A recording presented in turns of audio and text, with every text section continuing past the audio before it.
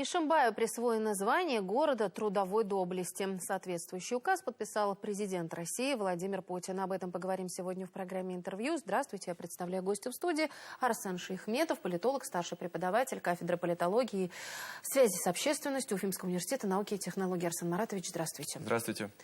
Начало года 80-летия победы в Великой Отечественной войне, года защитника Отечества ознаменует вот такое вот событие. Ишимбай стал вторым городом трудовой доблести здесь у нас, в Башкортостане. Как думаете, это знаковое событие? Ну, событие как минимум не случайное. Все-таки это город, который имеет важное историческое значение. И то решение, которое принимается, понятно, что президент подписывает указ, но проработка этого решения ведется достаточно долгое время. Оно основывается, как правило, на архивных исторических данных о том, какие сведения существуют о вкладе конкретного города в развитии того или иного события, но в частности мы говорим про Великую Отечественную войну. До этого звание было вручено Уфе, и мы помним, что на том же Уфимском моторном приборно-строительном предприятии тоже создавался каждый четвертый двигатель, который летал в самолетах, которые, собственно, на фронте помогали ковать победу.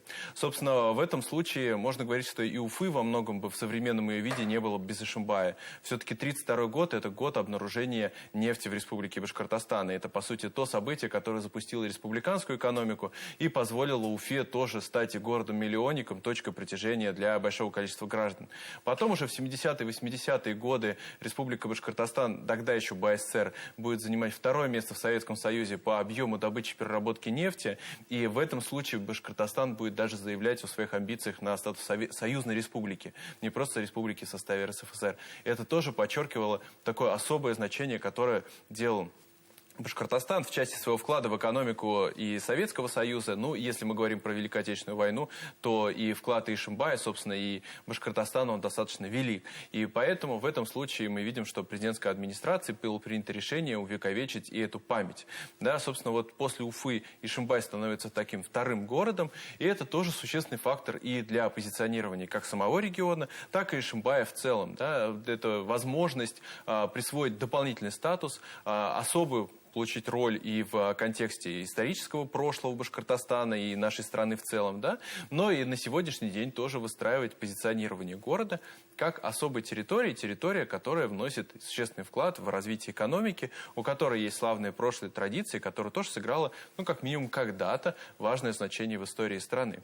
Собственно, в условиях очень жестокой конкуренции между регионами сейчас за инвестиции, за туриста, за миграционные потоки, ну, в части того, чтобы люди не уезжали, а оставались. Это тоже один из существенных факторов, которые позволяют перезапускать и позиционирование, и развитие самого города в частности. Вот, потому что все-таки особый статус, он привлекает и дополнительные инвестиции, дополнительное финансирование на развитие внутренней инфраструктуры, опять-таки мест притяжения, рекреационных зон. Вот, и опять-таки это создание подобного рода статуса, это тоже фактор развития территории. Арсен Маратович, вы говорите о том, что на каком основании именно, благодаря чему присваивается звание города трудовой доблести. Один из ключевых моментов – это какую историческую роль сыграл Ишимбай. Понятно, что сыграл важную, да, но хотелось бы именно конкретные факты услышать. В какой-то период в определенной Великой Отечественной войны именно Ишимбай стал чуть ли не единственным регионом, да, городом, который доставлял топливо Красной Армии. Один из немногих, это точно.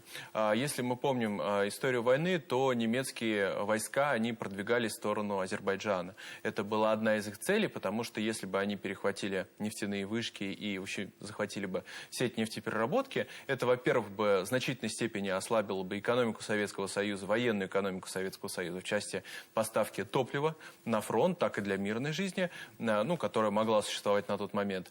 Более того, это дало бы серьезное подспорье для немецкой армии, в частности, выиграть вот эти ресурсы для себя. Ну и понятно, что обладание важным энергетическим пунктом – это тоже стратегическое преимущество, которое получается. Поэтому попытка прорваться на территорию Азербайджана была остановлена в том числе там и под Сталинградом, современным Волгоградом, и на ряде других фронтов. Поэтому в этом случае, конечно, ставка делалась на те территории, которые находились в тылу, и которые могли стать существенным подспорьем для того, чтобы выставить подобного рода энергетические функции для Советского немецкой армии, для общества в целом.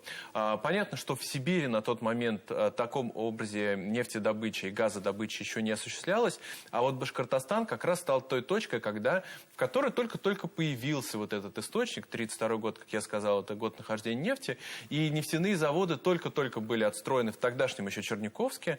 Вот, на них поступала, собственно, нефтяная продукция из-под Ишимбая, и вот этот цикл, он замыкался во многом на регионе в целом. То есть не нужно было везти на какие-то отдаленные территории. Из Ишимбая нефть перекачивалась, везлась преимущественно в Черниковск, там перерабатывалась, ну и, собственно, уже из достаточно надежного тыла, который, ну, не пострадал, слава богу, в период немецкой оккупации, и уже это топливо, оно поставлялось на другие территории Советского Союза.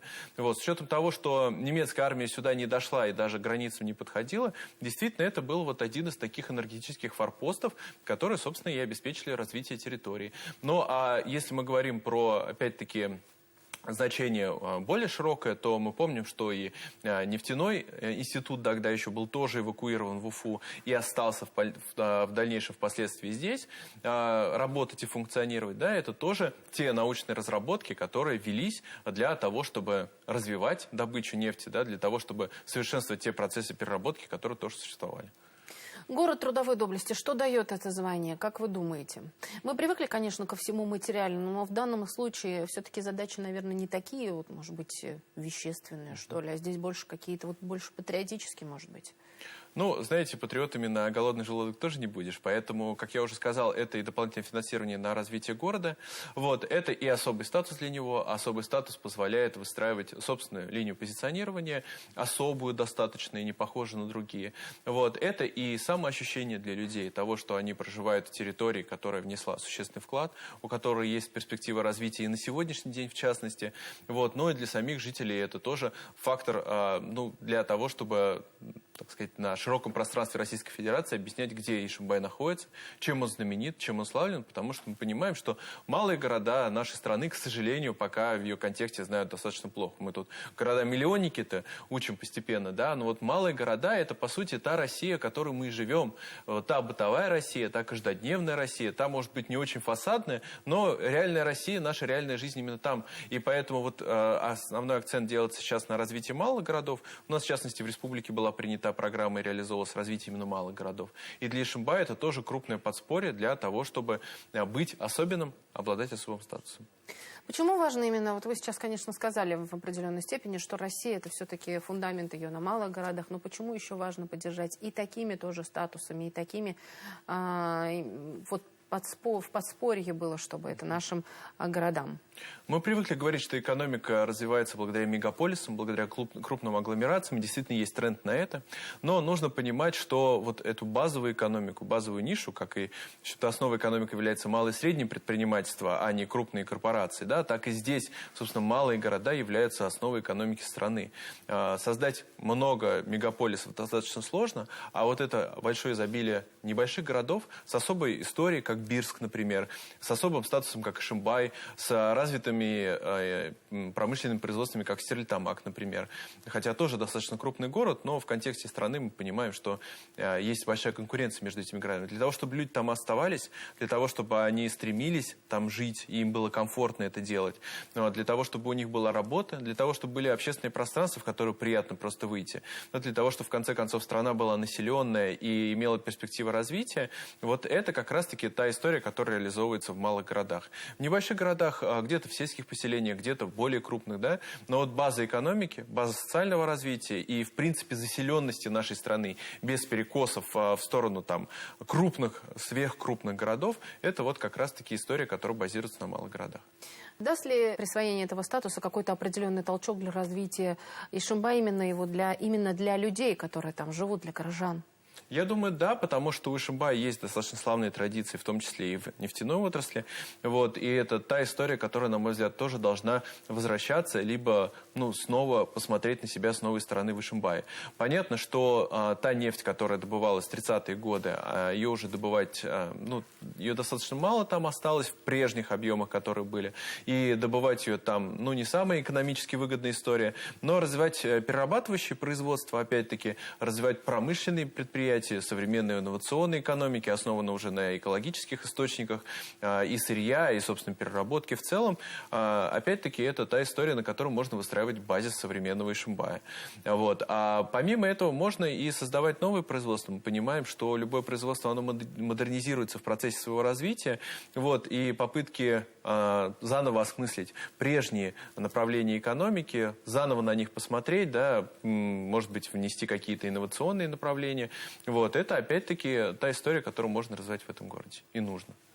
Арсен Маратович, спасибо огромное, что пришли сегодня к нам в студию, поделились своим видением именно о том, что дает присвоение статуса города трудовой доблести. Спасибо. Спасибо. Это была программа «Интервью». Спасибо, что были с нами.